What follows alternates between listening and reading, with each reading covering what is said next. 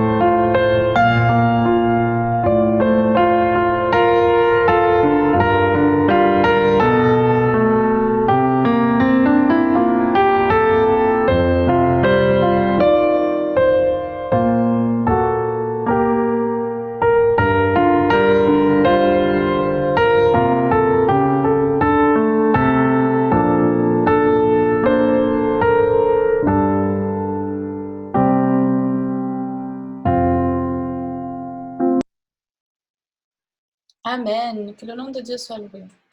Avant de nous mettre à genoux pour la prière, je vous invite à ouvrir vos Bibles dans le livre de Matthieu 24, les versets 6 et 7, où il nous est dit « Vous entendrez parler de guerre et de bruit de guerre. Gardez-vous d'être troublés, car il faut que ces choses arrivent. Mais ce ne sera pas encore la fin. Une nation s'élèvera contre une nation et un royaume contre un royaume. Et il y aura en divers lieux des famines et des tremblements de terre. » Avec ces versets, nous allons nous prosterner pour la prière. Est-ce que la sœur Anna est là? Parce que je vois, je crois, uniquement Cécile. Oui, sœur Anna, est-ce que tu peux prier avec nous? Oui. Éternel, notre bon et tendre Père céleste, je voudrais infiniment te louer, te remercier pour ton grand amour, pour ta grâce et tes riches bénédictions. Seigneur, nous voulons te remercier de tout notre cœur pour cette semaine de prière que tu nous donnes encore le privilège de passer en tranquillité, en paix, malgré les temps difficiles que nous passons. Seigneur, en cet instant, nous voulons t'apporter le pardon de tous nos péchés, toutes nos faiblesses, de tous nos manquements, mauvaises pensées, mauvais sentiments, Seigneur. Tu sais que souvent, l'esprit est bien disposé, mais la chair est faible. Et nous avons besoin de toi, infiniment besoin de toi, afin que tu transplantes notre cœur, enlève notre cœur de pierre et mets en nous un cœur de chair, Seigneur. Mets en nous tes sentiments, ton amour, ta bonté, ta grâce, ta tendresse, ta compassion. Et Seigneur, mets dans notre cœur aussi le pardon pour tous ceux qui nous font du mal, mais aussi et surtout l'amour même envers nos ennemis, car c'est ce que tu demandes et c'est ce sur quoi nous allons lire. Que cet amour nous imprègne, que cet amour, que nous le respirions tout autour de nous, afin que le quatrième ange puisse avoir beaucoup de puissance, Seigneur, car nous savons que nous aurons à refléter ton caractère et que ce n'est que comme ça que nous allons attirer les âmes à toi, mon Dieu. Je t'en supplie, accorde-nous une grande portion de ton Saint-Esprit. Prépare nos cœurs à la lecture de ta parole, mais sois aussi auprès des personnes qui vont lire afin que tu leur accordes aussi une portion de ton Saint-Esprit et qu'ils puissent être imprégnés également de ces paroles. Seigneur, aide-nous à nous préparer, le temps est sérieux et comme nous venons de dire, ce n'est pas encore la fin, mais elle est très proche. Nous savons que tu es à la porte, que tu frappes et que tu veux entrer dans nos demeures afin d'y manger avec nous. Nous te prions, Seigneur, d'être auprès de nous, ici présents virtuellement, mais que tu sois aussi auprès de toute ton Église, de tout ton peuple, de par la terre. Seigneur, rassemble tes enfants afin que tu puisses bientôt revenir dans la nuée des cieux, mettre une fin à toute cette souffrance dans ce monde, car elle ne fait qu'augmenter, Seigneur. Retiens aussi tous les plans machiavéliques qui sont en train d'être faits. Tu connais toutes choses, Seigneur. Et je te prie d'être présent avec nous, mais également que tes saints anges aussi nous accompagnent. Nous n'en sommes pas dignes, mais c'est par les mérites infinis, Seigneur, de Jésus sur la croix pour nous. Amen. Amen. Amen. Je veux donc souhaiter la bienvenue à tous ceux qui sont présents. Nous allons pouvoir profiter encore ce matin de ces lectures que le Seigneur nous accorde. Et en plus, nous pourrons aussi prier encore plus que d'habitude. Et que le Seigneur puisse être loué par ces moments que nous allons avoir, qu'il puisse surtout être présent et que tout le monde puisse tirer bénéfice de tout ce que sera dit ici. Que ça puisse servir pour notre croissance spirituelle afin que nous puissions vraiment devenir les réformateurs que le Seigneur souhaite que nous soyons. Amen. Donc, avant de passer, nous allons préparer nos cœurs pour la lecture et nous allons écouter un chant spécial. En fait, c'est les élèves de l'école missionnaire au Brésil qui viennent de réussir leur formation. Et donc, c'était lors de la cérémonie qu'il y a eu pour les diplômes. C'est la chorale qui chante. Donc, écoutons-les avec beaucoup de joie.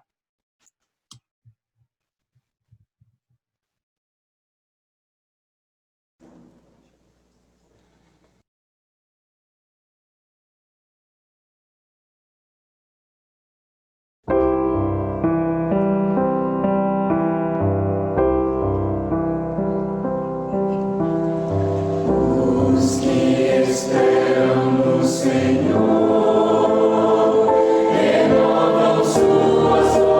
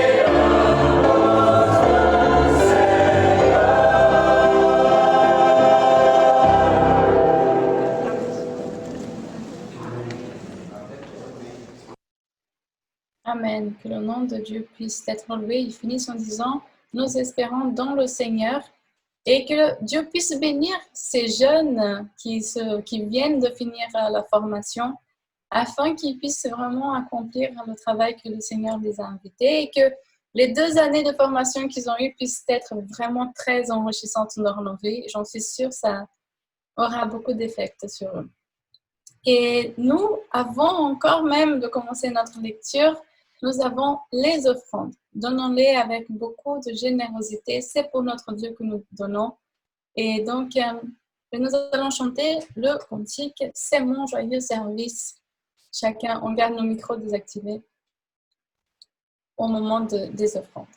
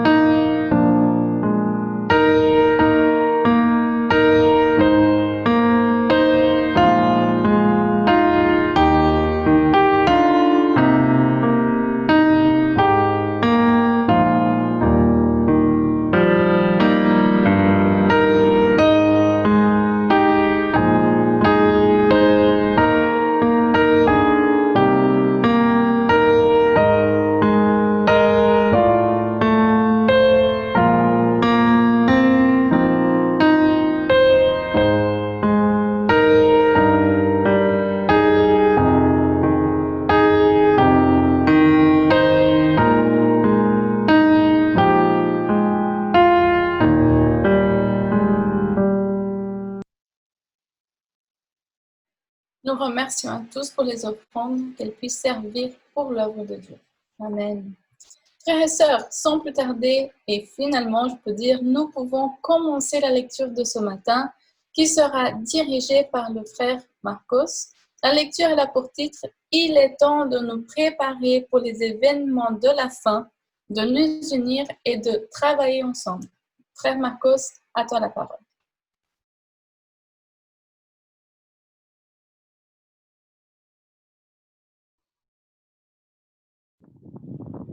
Bonjour à tous, bonjour mes frères et sœurs et aussi nos amis qui sont là aujourd'hui. C'est un plaisir de participer avec vous de la semaine de prière. Le Seigneur nous a permis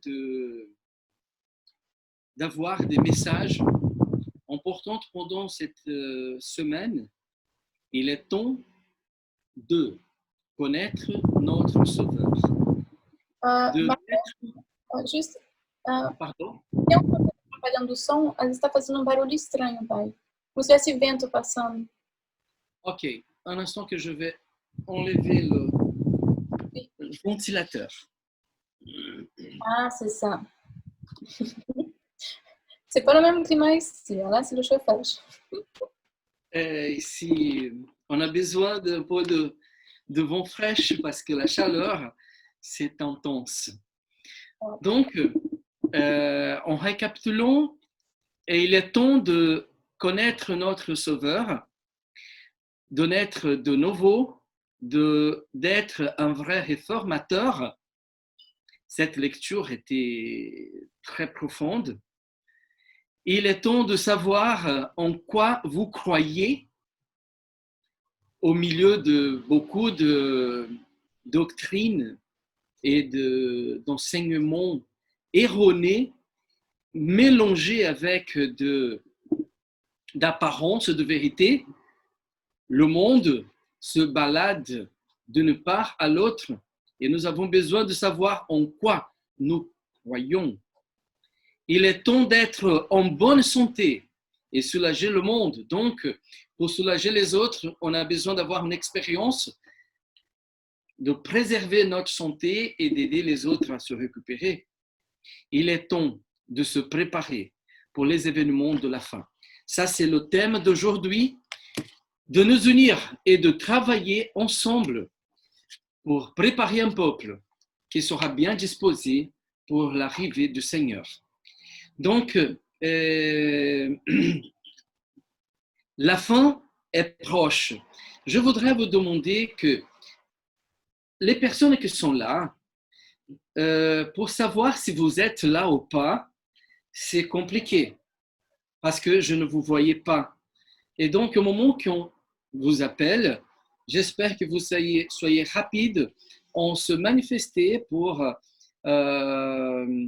aider aussi pendant cette lecture. Et donc, pour commencer la lecture, j'aimerais avoir la participation de la sœur Marcellée de Genève et elle va lire la première partie, La fin est proche. Bonjour à tous. Vous m'entendez, hein? Super. Donc, la fin est proche. Les signes des temps proclament que nous sommes arrivés au seuil d'événements grands et solennels. Tout ici-bas est en agitation. Les prophéties du Sauveur relatives à ce qui va se passer avant son retour s'accomplissent sous nos yeux. Vous entendrez parler de guerre et de bruit de guerre. Une nation s'élèvera contre une nation, et un royaume contre un royaume. Et il y aura en divers lieux des famines et des tremblements de terre. Notre époque offre un intérêt capital pour nous tous. Gouverneurs, hommes d'État, tous ceux qui occupent des postes de confiance, tous ceux qui réfléchissent en l'attention fixée sur les événements qui se déroulent autour de nous. Ils suivent avec intérêt les rapports qui existent entre les nations. Ils notent la tension qui s'exerce sur les éléments terrestres et ils reconnaissent que quelque chose de grand et de décisif va se produire. Le monde est à la veille d'une catastrophe effroyable. Seule la Bible nous donne une vue exacte de ces choses. Elle nous révèle les grandes scènes finales de l'histoire de notre monde. Nous parle d'événements qui projettent déjà leur ombre lugubre ici-bas. Nous fait entendre le bruit qui annonce leur approche. Bruit qui fait trembler la terre et met les hommes dans un état où ils rendent l'âme de frayeur. Les hommes ont peur de la fin du monde. Dans diverses nations et cultures, des idées en cours qui définissent le moment dans l'histoire où le vieux système sera détruit et où un âge de prospérité et d'abondance commencera. Ou bien, au contraire, ce sera la destruction de tous les vivants et la désolation de la planète Terre qui surviendront. Une banque de graines sécurisée à Spitsbergen, l'intelligence artificielle, des bunkers souterrains dans le monde entier, voilà quelques-uns des moyens dont bien des gens pensent qu'ils sont nécessaires à la survie de l'humanité ou de quelques-uns de ses représentants à la fin du monde. Heureusement, les croyants en Christ qui attendent son retour possèdent la parole de Dieu. C'est pourquoi leurs préparatifs pour les derniers événements n'intègrent pas des cités souterraines, des constructions d'arches et autres moyens matériels de salut. Grâce à la Bible et à l'esprit de prophétie, nous savons qu'aucune de ces méthodes ne résistera. Comment traverser ces épreuves? Comment tenir ferme au moment de la fin du monde? Quelle est la responsabilité de la dernière génération sur Terre? Sans aucun doute, tout chrétien sincère qui a trouvé la réponse à ces questions ne baissera pas la garde. Au contraire, cet avertissement, prenez garde, veillez et priez, car vous ne savez pas quand ce temps viendra. Donc cet avertissement résonnera dans son esprit et influencera sa vie et ses actes. Ces paroles ne sont pas de simples déclarations, de bruyantes fanfaronnades du haut de la chair, ou des appels lors de rencontres spirituelles. Non, voici ce que dit la plume inspirée. Mais pour confesser le Christ, il importe que nous l'ayons en nous. Personne ne peut véritablement le confesser si son esprit n'habite pas en lui. S'il suffisait d'une piété formaliste ou d'un simple acquiescement à la vérité, nous pourrions dire « Large est le chemin qui conduit à la vie, et il y en a beaucoup qui le trouvent. » Il nous faut comprendre ce que veut dire confesser le Christ et en quoi nous le renions, car il est possible de le confesser des lèvres tout en le reniant dans nos actes. Mais la vraie confession se manifeste dans notre vie par la présence des fruits de l'Esprit. Si nous avons tout abandonné pour Jésus, nos vies seront humbles, notre langage sanctifié, notre conduite irréprochable. Confesser le Christ, c'est encore laisser la vérité puissante et sanctifiante agir sur notre âme et notre caractère se modeler à l'image de celui du Christ. Si les paroles de la vie éternelle sont semées dans nos cœurs, elles porteront des fruits de justice et de paix. Nous pouvons renier le Christ dans nos vies par l'amour de nos aises et de nous-mêmes, par nos plaisanteries et nos bouffonneries, par la recherche des honneurs du monde. Nous pouvons le renier par notre conformité extérieure au monde, par un vêtement trop coûteux ou un maintien plein d'orgueil. Ce n'est que par une vigilance de tous les instants, une persévérance incessante dans la prière, que nous serons capables de rendre manifeste dans notre vie le caractère du Christ et la vertu sanctifiante de la vérité. Beaucoup éloignent le Christ de leur foyer par un esprit impatient et emporté. De telles personnes ont des victoires à remporter dans ce domaine. Merci, sœur Marcellée. Dans cette question, on a, dans un paragraphe, comment traverser ces épreuves, comment tenir ferme au moment de la fin du monde. Donc, on a plusieurs questions dans cet paragraphe. La lecture essaye d'être bien directe au point. La fin est proche, les événements importants et notre comportement, notre réaction se trouve nécessaire en conformité au moment que nous vivions. Nous allons passer maintenant le caractère chrétien et j'aimerais inviter la sœur Katilina à participer avec nous, s'il te plaît.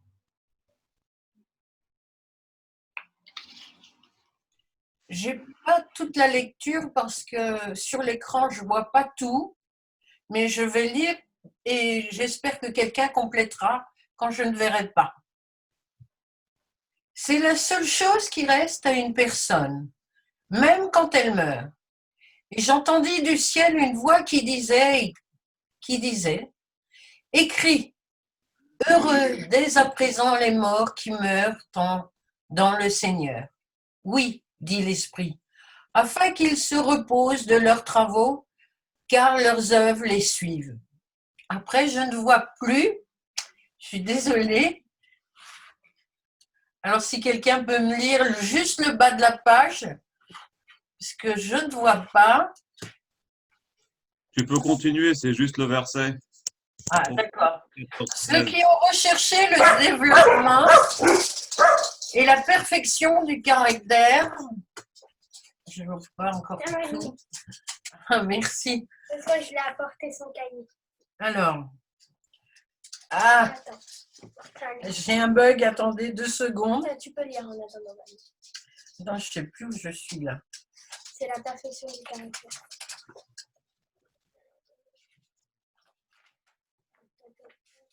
Deux secondes, hein. Désolée. Alors, attends, voilà.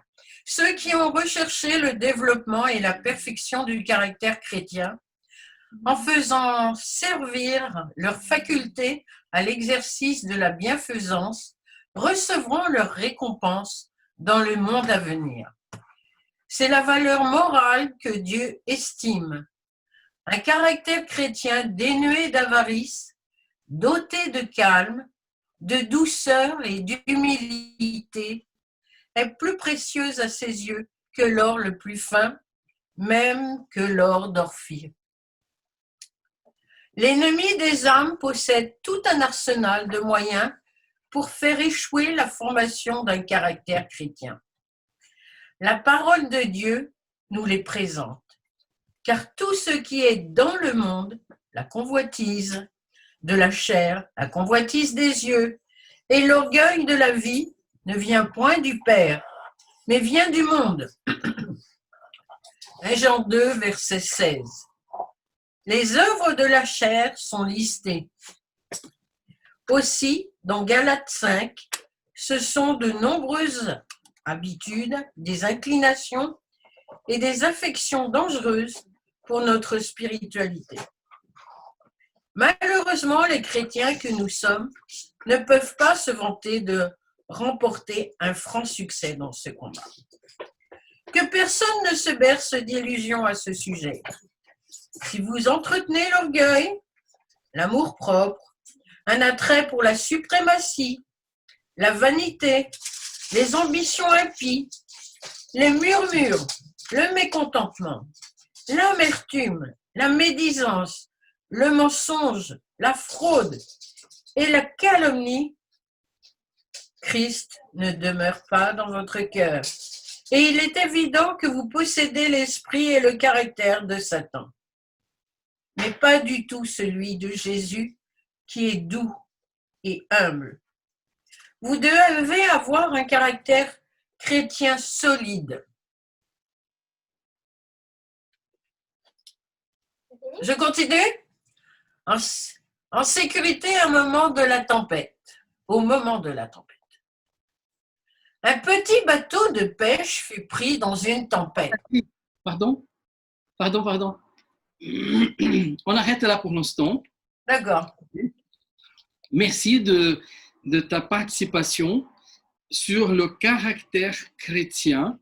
C'est exactement le bien, le grand que le Seigneur nous donne, nous offre, et aussi il veut préparer un peuple avec un caractère qui va supporter l'éternité, qui va supporter habiter dans le ciel, qui va supporter la vie sainte avec les saints anges et aussi dans sa propre présence divine.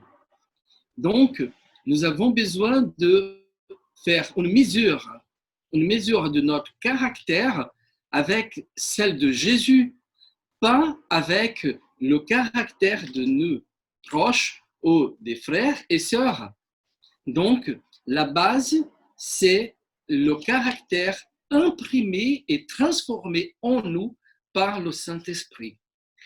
Sur cette base, que la fin approche et le caractère qui doit être changé, nous allons se prosterner et nous allons faire un moment de prière, au moins avec une prière ou deux prières, pour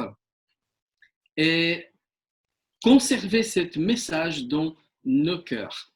Donc, je peux inviter ici le frère Yves et aussi je voudrais inviter le frère Yves pour prier et aussi sœur Sylvie, est-ce que tu as envie de prier avec nous pendant ce moment de prière? Oui. Je peux allumer ton micro et donc on commence les deux prières que vont marquer ce moment. D'accord? Lesquelles? Nous allons prier maintenant. Et donc, tu pourras faire une prière et le frère Yves, une autre prière, s'il te plaît. Tu m'entends? Oui, très bien. Parfait. Je peux commencer? Oui. Oh Dieu!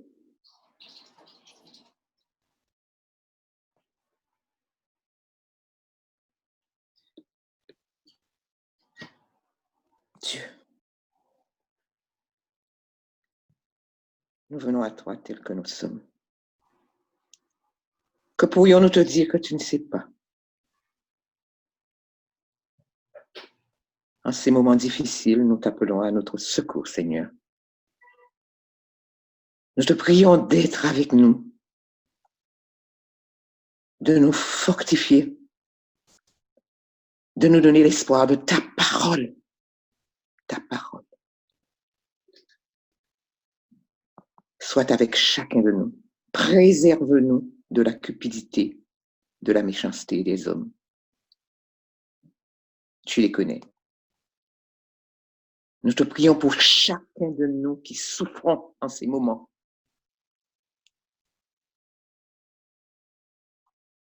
Et nous réclamons ta grâce, Seigneur, car nous ne la méritons pas. Que tu sois avec nous en ce saint sabbat. Aide-nous à te rester fidèles, fidèles en toutes choses. Nous avons besoin de toi. Nous n'avons pas de mérite, aucun, mais c'est seulement par le mérite de Jésus, ton Fils, que nous te prions. Amen. Notre Père Céleste, nous te remercions pour ce que tu nous as permis de pouvoir encore étudier de ta parole. Nous te remercions de tes avertissements qui sont encore nécessaires, malheureusement. Malheureusement parce que nous n'avons pas toujours compris, malheureusement parce que nous n'avons pas toujours assimilé, ou malheureusement parce que nous n'avons pas toujours décidé de prendre une position ferme dans notre vie pour te suivre. Mais tu daignes encore avoir beaucoup de patience à l'égard de ton peuple. Alors aujourd'hui, aide-nous à prendre conscience et à pouvoir nous engager, non seulement en parole, mais en action. Et que chaque jour, non pas seulement le sabbat, nous puissions être des soldats qui travaillent à chaque instant, à chaque moment, comme dit Paul, d'être zélés à tout instant. Pardonne-nous nos péchés, pardonne-nous nos manquements, et protège tous tes enfants par-delà le monde. C'est dans ton Fils et pour ta gloire seule. Amen.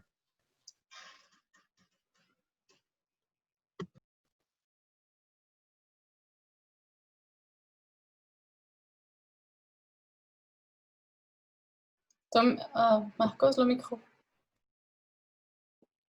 Pour la suite, nous allons inviter maintenant notre cher frère Xavier pour participer de la lecture en sécurité au moment de la tempête.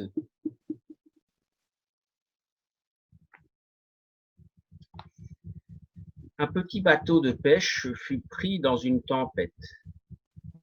Une tourmente survint, souvent sans qu'on s'y attende, et ce fut le cas cette fois-ci. Un vent fort s'éleva, et d'immenses vagues s'engouffrèrent dans la coque. Les occupants du bateau luttaient pour leur vie, mais leurs efforts étaient vains. Rien ne put les aider jusqu'au moment où ils se souvinrent que Jésus dormait à la poupe. « Maître, nous périssons !» s'écrie-t-il, en tentant de dominer le vacarme de la tempête. « Sauve-nous !» Christ ne se détourne jamais de ceux qui font appel à lui pour leur salut. Mais les disciples savaient-ils ce que signifiait la présence de Christ? Comprenaient-ils que l'ayant à bord, il ne pouvait périr? Le seul problème, c'est que toutes les attentions étaient focalisées sur la tempête et non sur Christ. Voici tout ce que Jésus eut à faire pour arrêter ces bourrasques. S'étant réveillé, il menaça le vent et il dit à la mer, « Silence, tais-toi !» Et le vent cessa et il y eut un grand calme. Marc 4, 39. En réalité, aucun d'entre nous n'est prêt pour l'ouragan à venir. Personne ne sait à quoi cela ressemblera. Même les saints les mieux préparés ne peuvent imaginer ce dont ils auront besoin pour pouvoir l'endurer.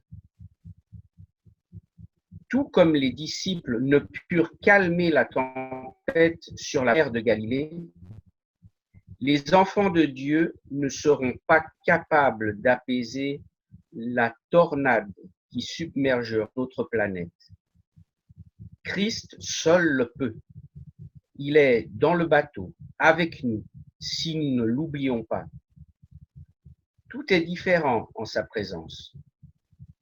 Sans lui, nous péririons. Mais il peut calmer la tempête et dissiper la peur. Regardons au Sauveur au lieu de regarder aux éléments en furie.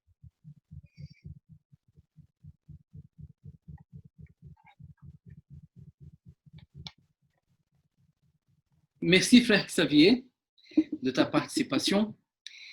Donc, en sécurité au moment de la tempête, beaucoup de personnes sont tentées à regarder les problèmes et s'oublient de regarder la solution des problèmes.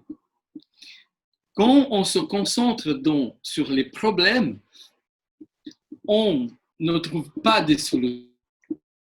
Mais quand on va vers Jésus, on va trouver les solutions dans sa puissance. Les signes de la venue du Christ sont trop clairs pour être mis en doute, et à leur vue, tous ceux qui professent croire la vérité devraient devenir des prédicateurs pleins de vie. Et pour continuer notre lecture, la précipitation est mollesse. Je voudrais inviter maintenant la sœur Annie-Marie Lombard. Tu es là, Annie-Marie? Bonjour. Je suis là. Bonjour à tous. Bonjour Anne-Marie, excuse-moi. On va juste faire une petite pause. On va écouter un chant. Après. On m'a demandé de mettre maintenant. Ok, j'ai le temps encore. On peut faire maintenant. C'est une pause pour un chant. C'est un trio féminin de l'école missionnaire. Célia, qui est à l'école missionnaire, et elle a réussi sa formation avec succès. Donc voilà, quelqu'un de notre chant. Elle fait aussi partie du trio. Donc on va faire une pause, on va écouter ce chant et après Marie, tu pourras prendre la parole. Ça marche? Ok, ça marche. Super.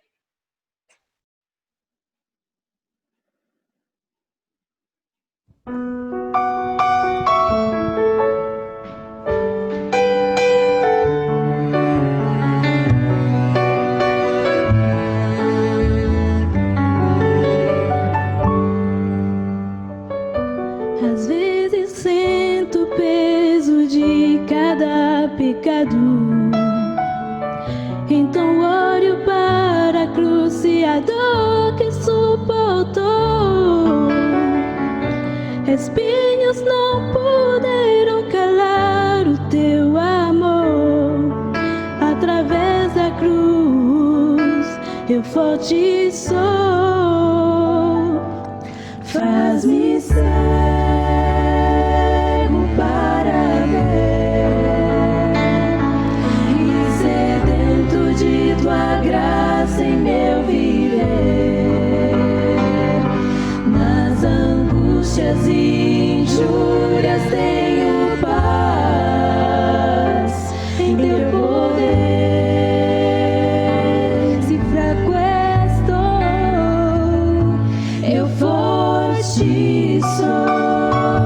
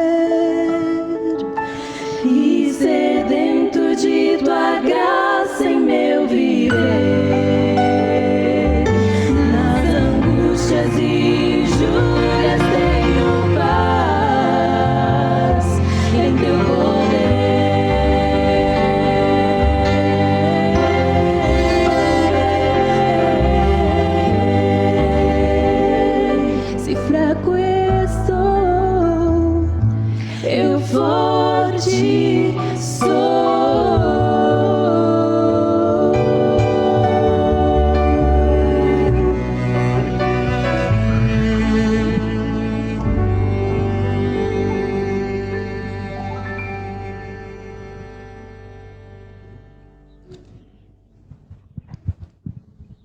Amen.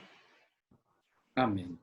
Très jolie cette présentation, ces chants, que parle aussi des moments difficiles où la force nous arrive de la part du Seigneur quand on recherche en lui cette force.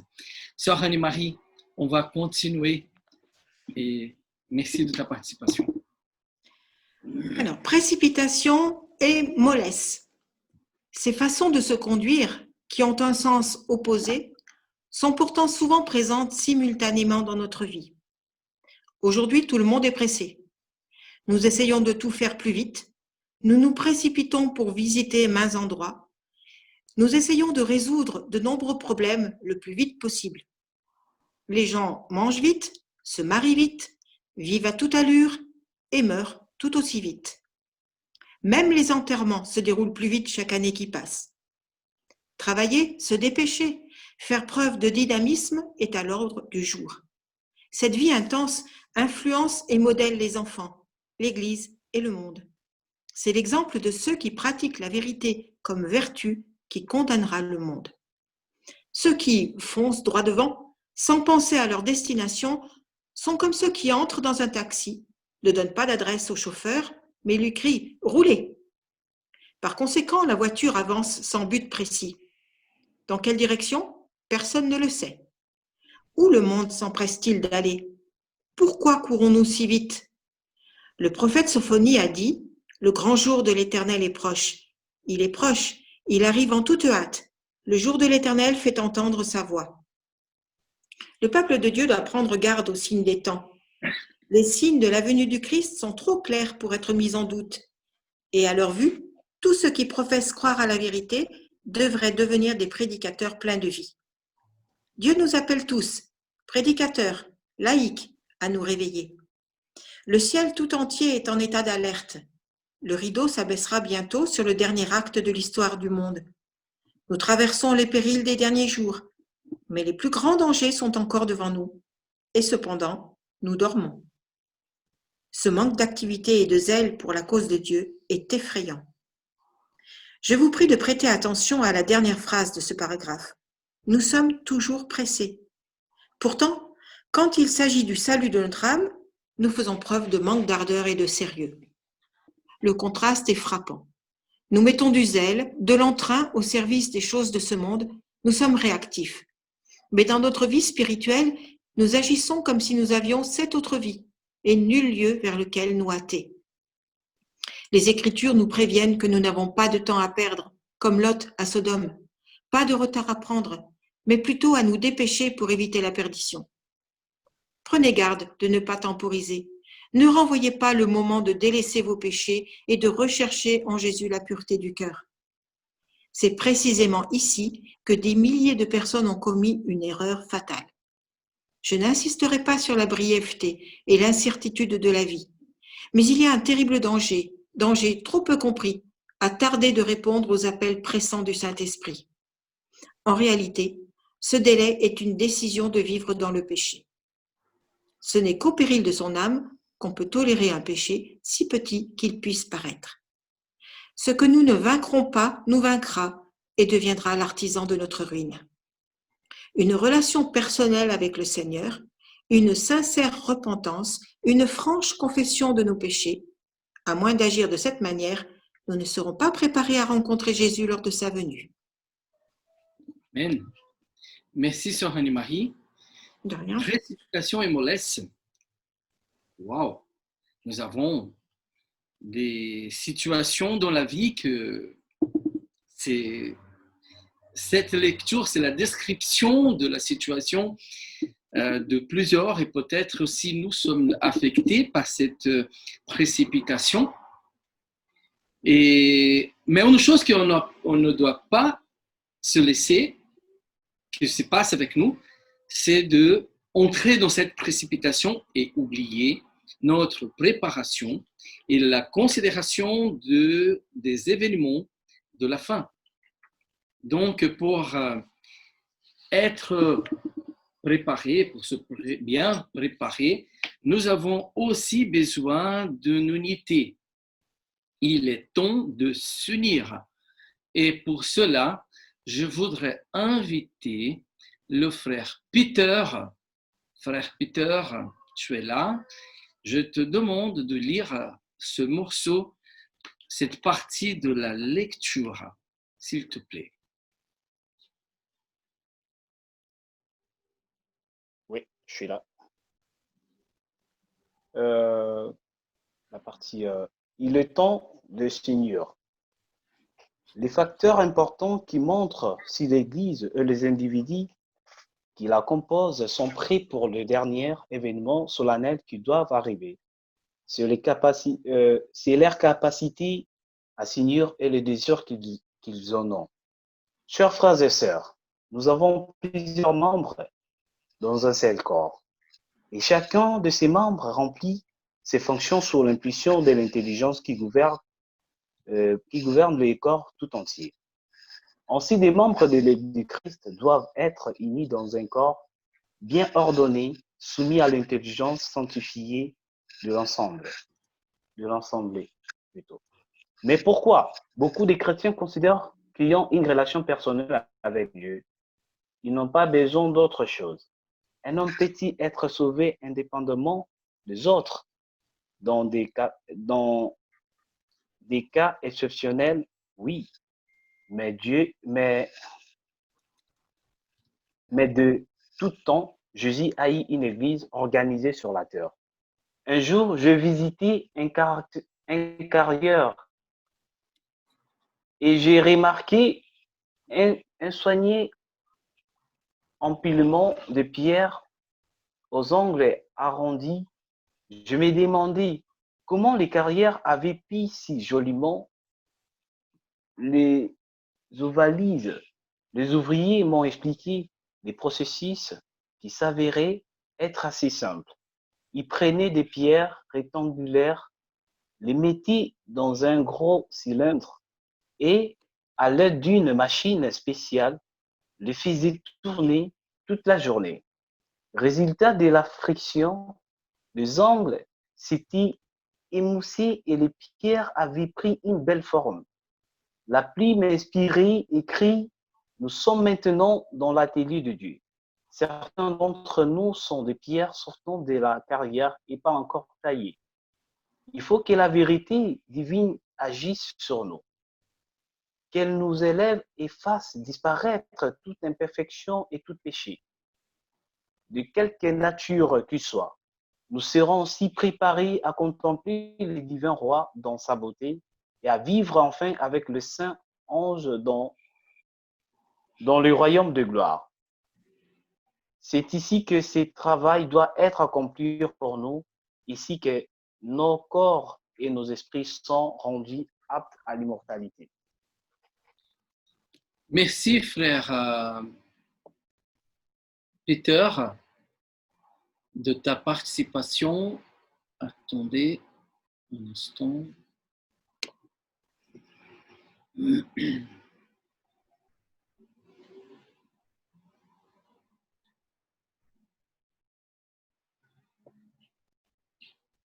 Un instant, s'il te plaît. OK. Merci, frère Peter.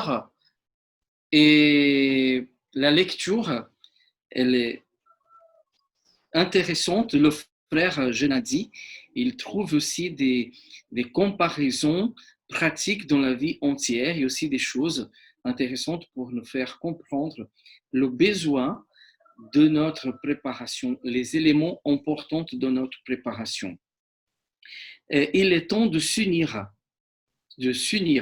mais s'unir dans la vérité aussi, c'est quelque chose d'essentiel pour notre vie actuelle et aussi pour la vie spirituelle. Donc, j'aimerais maintenant, pour la participation dans la lecture, je vais inviter la sœur Amanda pour nous aider dans cette partie, s'unir dans la vérité. Bonjour, sœur Amanda. Bonjour à tous. Vous m'entendez bien? Oui. Ok. S'unir dans la vérité. Dans Jean 17, 21-23, Christ a prié son Père de manière poignante pour l'unité parmi ses disciples. Comment cela peut-il porter ses fruits de nos jours? Le message du Seigneur explique ceci. J'ai vu un groupe de gens qui se tenaient fermement sur leur garde et ne prêtaient aucune attention à ceux qui cherchaient à ébranler la foi établie de l'ensemble. Le Seigneur, il regardait d'un œil approbateur. Il me fut montré 3 marches qui conduisaient à une plateforme. Ils représentaient les 3 anges, du premier, du second et du 3e ange. L'ange qui m'accompagnait me dit, « Malheur à celui qui retranchera la plus minime partie de ces messages. » La véritable signification est d'une importance vitale. La destinée des âmes dépend de la manière dont ils sont reçus. Je fus de nouveau ramené à considérer ces messages. Et je vis à quel prix les enfants de Dieu avaient acquis leur expérience. Ils l'avaient obtenue à travers bien des souffrances et des luttes. Dieu les avait dirigés pas à pas, jusqu'à ce qu'ils soient placés sur une plateforme solide, inébranlable. Je vis quelques personnes s'approcher de cette plateforme pour en examiner la solidité. Certains d'entre elles s'empressaient d'y prendre place avec joie, alors que d'autres la critiquaient et auraient voulu y avoir apporté quelques améliorations pour qu'elle s'approche davantage de la perfection et que le peuple soit beaucoup plus heureux. D'aucuns en descendaient pour l'examiner et la déclarer mal posée. Mais je vis que presque tous se tenaient fermement sur cette plateforme et suppliaient ceux qui étaient descendus de cesser leurs plantes. Car Dieu en était le grand architecte. Et c'était lui qu'ils critiquaient et qu'ils combattaient. Il leur racontait comme le Seigneur les avait amenés sur cette plateforme. Et élevant ensemble les yeux au ciel, ils louaient Dieu à haute voix. Quelques-uns de ceux qui s'étaient plaints et avaient quitté la plateforme furent touchés et ils reprirent humblement leur place. Merci, sœur Amanda. De rien, je t'en prie. Cette lecture, cette partie, c'est intéressante parce qu'elle touche le message que le Seigneur nous a confié pour ce temps. Et dans ce message, il y a un pouvoir d'unité, mais conforme la personne va considérer, il va se séparer plutôt que s'unir. Donc, la considération de la plateforme de la vérité, la considération des messages que nous avons reçus, c'est bien important de savoir que nous croyons bien. Parce que, regardez qu'au temps de la sœur White, elle était là, mais il y avait des personnes qui, au moment de chercher l'unité, ils ont cherché des défauts et ils ont trouvé. Le Seigneur n'empêche pas qu'une personne trouve ce qu'il n'a pas aussi, parce que la personne n'a pas bien regardé ou se laissé guider par le Saint-Esprit. Donc, dans la plateforme de la vérité, nous avons un moyen d'unité, mais l'humilité et aussi l'engagement, c'est nécessaire. Parce qu'au contraire, on va rester dehors de la plateforme, dehors de la vérité, dehors de l'unité qui va préparer un peuple pour recevoir le Saint-Esprit. Donc, faisons attention au comportement qu'on fait pendant ce moment-là et avec la vérité et tous les points de la vérité. Que le Seigneur nous aide à bien contrôler nos émotions et nos réactions. Le sabbat, un facteur d'unité. Je voudrais inviter, on a du monde là aujourd'hui, je vais vous dire bienvenue. Et donc, je vais inviter quelqu'un de la famille, Arnaud, je crois que le frère Arnaud, il est là. Est-ce que tu peux participer de cette partie importante de la lecture, frère Arnaud, s'il te plaît? Je veux lire. Pardon? Oui, je peux lire, il n'y a pas de souci. Merci, frère Arnaud. Le sabbat, facteur d'unité. Ouais. Salutations à tous en Jésus. Amen. Très bon sabbat. Le sabbat, un facteur d'unité. Tout le monde m'entend? Très bien. Okay. Le sabbat détient une valeur éducative inestimable. Tout ce que Dieu nous demande, il nous le rend, enrichi, transfiguré par sa propre gloire. Le sabbat et la famille ont été institués en Éden et sont dans le projet divin indissolublement liés. C'est ce jour-là, plus que n'importe quel autre, qu'il nous est possible de vivre la vie de l'Éden. Le plan de Dieu était que les membres d'une même famille s'associent dans le travail et dans l'étude, dans l'adoration et dans le délassement. Le père devait être le prêtre de la maisonnée et le père comme la mère devraient être les instructeurs et les compagnons de leurs enfants.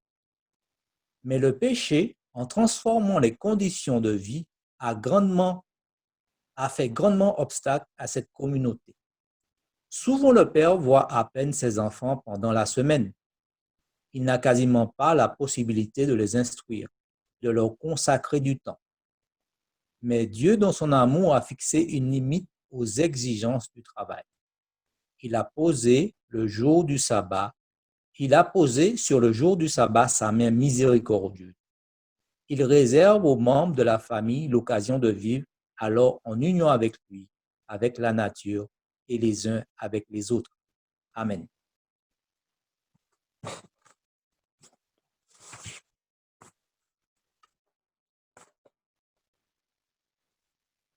Le micro. Donc, le sabbat, la vérité, c'est des facteurs d'unité, mais aussi le temps que nous vivions, c'est aussi un facteur important pour faire que cette unité soit plus robuste, parce qu'ensemble, on peut s'aider et facilement éviter la précipitation, être en sécurité. Nous avons besoin d'avoir Jésus dans le bateau et vivre avec lui pour avoir un caractère fort parce que la fin est proche. Et combien qu'approche la fin? On ne connaît pas. Le Seigneur n'a pas révélé pour nous faire rester toujours en attention, pour nous faire vivre nos vies de confiance et d'unité avec lui. Donc, nous allons terminer la lecture d'aujourd'hui. Il est temps. Et pour cette partie, j'invite le frère Jean-Paul. Frère Jean-Paul, tu peux compléter la lecture et... Merci Jean-Paul. Merci. Il est temps. Le livre de Néhémie décrit une merveilleuse collaboration dans l'œuvre de Dieu. Aujourd'hui, nous avons une leçon à tirer des Juifs qui ont été remplacés. Première leçon, avoir un but rassemble. Néhémie lança cet appel. Vous voyez le malheureux état où nous sommes. Jérusalem est détruite et ses portes sont consumées par le feu. Venez, rebâtissons la muraille de Jérusalem et nous ne serons plus dans l'opprobre. Néhémie 2, 17. Outre les buts intermédiaires comme bâtir des églises ou mettre sur pied différents établissements, le peuple de Dieu a aujourd'hui un objectif général: se préparer à rencontrer Jésus. Voilà ce qui doit, avant tout, rassembler tous ceux qui attendent son retour. Deuxième leçon, toutes sortes de personnes se sont unies pour atteindre le but. Dans Néhémie, au chapitre 3, il est écrit que lors de la restauration de la muraille, il y avait des prêtres, des chefs, des lévites, des marchands, des orfèvres et des gardes aux portes de la ville, c'est-à-dire des gens dont les positions sociales et spirituelles étaient différentes. Il en est de même aujourd'hui. Ce n'est pas la grandeur de l'œuvre, mais l'amour avec lequel elle est accomplie, le mobile qui sous-tend l'action, qui détermine sa valeur. Troisième leçon, quand le but et l'unification seront là, certains s'élèveront contre. À côté d'eux travaillèrent les Técoïtes, dont les principaux ne se soumirent pas au service de leur Seigneur. Néhémie 3, 5. Il y aura des moqueurs comme Sanballat, qui tournaient en dérision le travail des bâtisseurs de la muraille, disant que tout ce qu'ils faisaient pour Dieu était en vain. Voir Néhémie 4, 1 à 3. Quatrième leçon, l'objectif le plus haut, c'est la spiritualité. Dans Néhémie, au chapitre 8, on trouve la merveilleuse histoire de l'influence sanctifiante qu'eut sur Israël la lecture du livre de la loi. Une vérité après l'autre furent alors révélées à ce peuple. Esdras lut dans le livre depuis le matin jusqu'au milieu du jour, sur la place qui est devant la porte des eaux, en présence des hommes et des femmes et de ceux qui étaient capables de l'entendre. Tout le peuple fut attentif à la lecture du livre de la loi. Néhémie 8.3. Chers frères et sœurs, le peuple de Dieu actuel peut-il suivre la même voie? Comprendre notre mission, nous unir et nous réformer dans l'humilité et la repentance, en communiquant et en nous pardonnant. Puisse le Seigneur nous donner la possibilité et le désir de nous unir et de travailler ensemble tandis qu'il fait jour. Amen.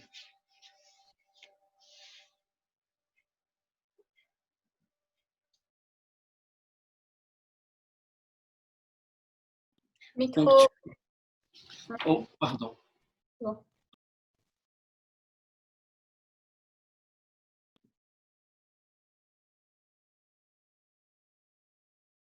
Faut remettre le micro. Pourquoi il s'arrête? Ok. Bon, donc, ta lecture était bien compréhensible, frère Jean-Paul. Les leçons qu'on peut avoir de cette partie du livre de Néhémie sont très intéressantes parce que là, on peut choisir la position que nous allons prendre.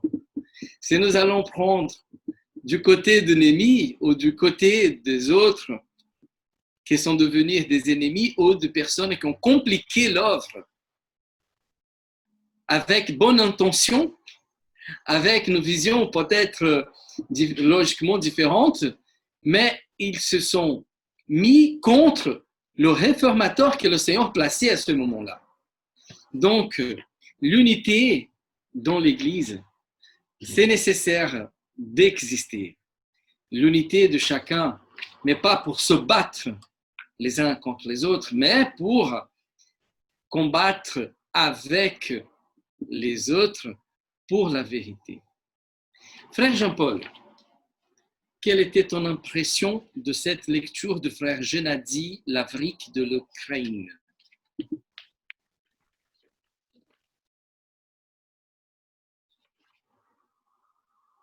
J'ai trouvé très intéressante la conclusion avec l'exemple de Néhémie.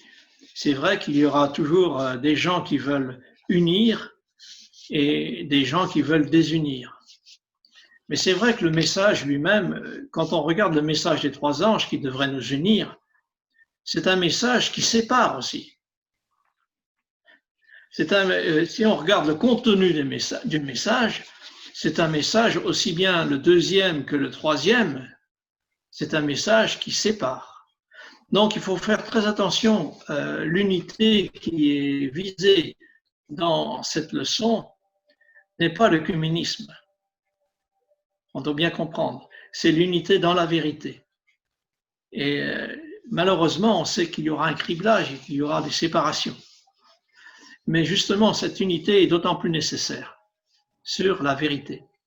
Quand on regarde dans Jean 17, c'est clair qu'il est dit « Sanctifie-les par ta vérité. Ta parole est la vérité. » Donc c'est ce qui doit nous unir particulièrement.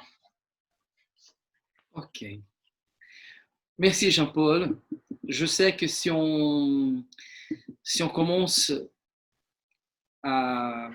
si on fait des remarques ou des considérations sur la lecture, on va trouver pour chacun un point touchant qui va nous faire passer toute la journée. Mais c'est bien, c'est pas mal.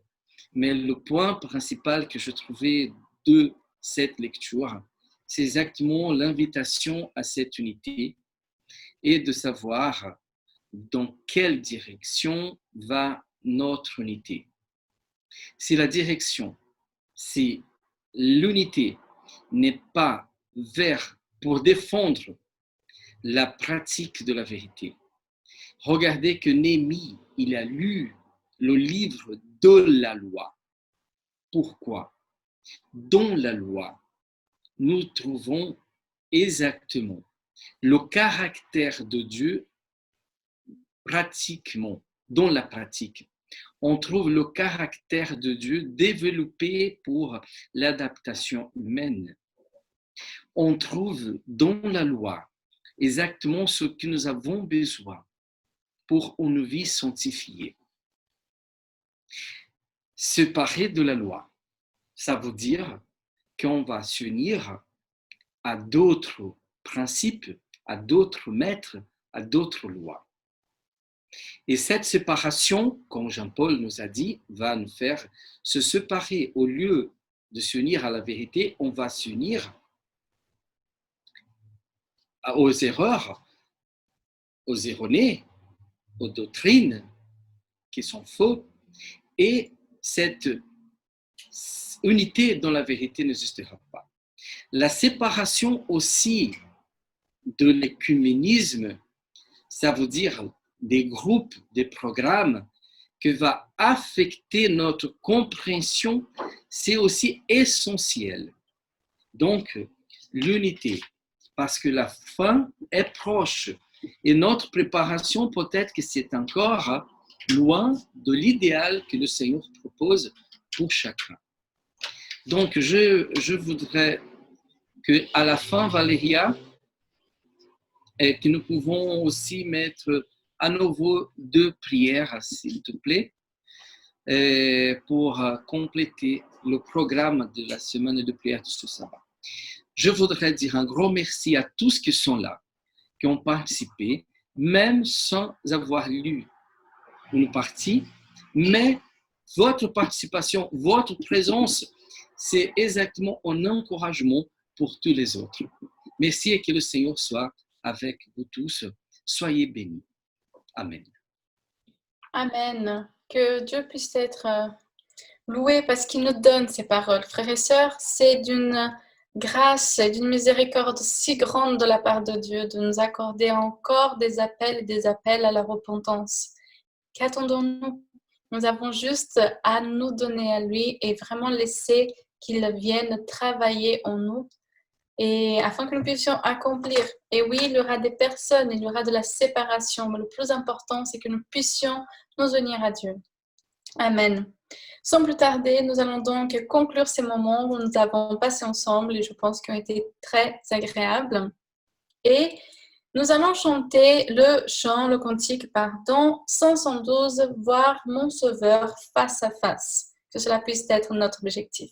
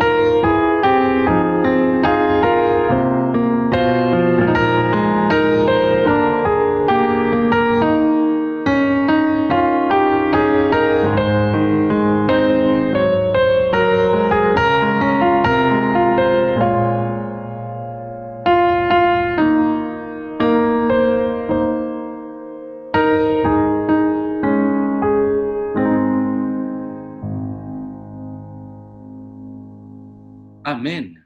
Amen. Frères et sœurs, nous allons conclure ce moment par des prières. Moi, j'aimerais bien entendre 3 prières.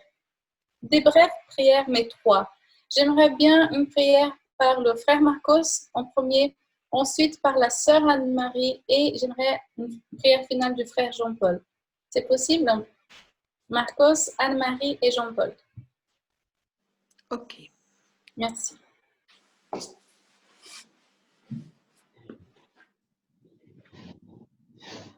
Éternel notre tendre Père, qui habite dans les cieux, nous voulons, Seigneur, te rendre grâce. Et ici, ensemble, nous voulons, Seigneur, adresser nos mots de reconnaissance pour ta bonté et aussi, Seigneur, de la vérité que tu nous as accordée. La lecture d'aujourd'hui et toutes les autres lectures de la semaine de prière. Que l'influence, Seigneur, de cette lecture vient nous bénir, nous enrichir et aussi nous faire grandir dans l'expérience spirituelle. Seigneur, nous voulons te supplier de nous pardonner, de pardonner ton peuple, de pardonner, Seigneur, ceux qui s'est éloignant de groupes qui défendent la vérité. Pardonne-nous, Seigneur, quand nous critiquons ton programme, ton ta manière de faire les choses. Pardon, Seigneur, quand nous critiquons les uns les autres, au lieu de se conseiller et de nous aimer plutôt que nous blesser. Seigneur, viens préparer ton peuple, encore que petit, mais qui sera puissante avec la transformation de nos caractères semblables à ceux de Seigneur Jésus. Envoie ton Saint-Esprit pour travailler encore avec nous et transformer nos caractères selon ta vérité, selon ta volonté. Bénis, Seigneur, les familles ici représentées. Bénis nos enfants, notre jeunesse. Bénis, Seigneur, ton peuple entièrement. Nous voulons aussi te supplier de bénir les malades, les faibles. Et Seigneur, pendant cette période difficile et compliquée que le monde vive, nous voulons, Seigneur, te supplier de protéger ton peuple, de nous augmenter la foi, nous fortifier la foi pour pouvoir supporter soit les épreuves, soit les conséquences. Reste avec nous, sont tous nos besoins. Et nous te supplions toutes ces grâces au nom puissant de notre Sauveur Jésus-Christ. Amen. Amen.